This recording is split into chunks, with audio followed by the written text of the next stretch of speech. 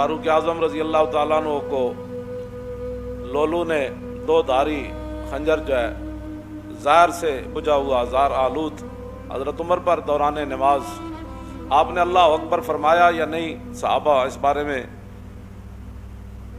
واضح طور پر یہ بات ارشاد نہ فرما سکے کہ حضرت عمر نے اللہ اکبر فرمائی یا ابھی ہاتھ ہی اٹھائے تھے تو اس نے آپ پر حملہ کر دیا دوران نماز، تو آپ کا جسم مبارک جو ہے وہ کٹ گیا اور آپ مصلی رسول کے ساتھ ہی گر پڑے۔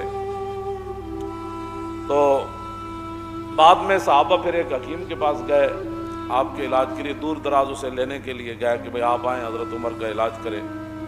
جب وہ حکیم صاحب صحابہ کے ساتھ آ رہے تھے تو راستے میں کہنے لگے میں واپس جا رہا ہوں، حضرت عمر کا تو وصال ہو گیا ہے۔ وہ کہنے لگے آپ کو کیسے پتا؟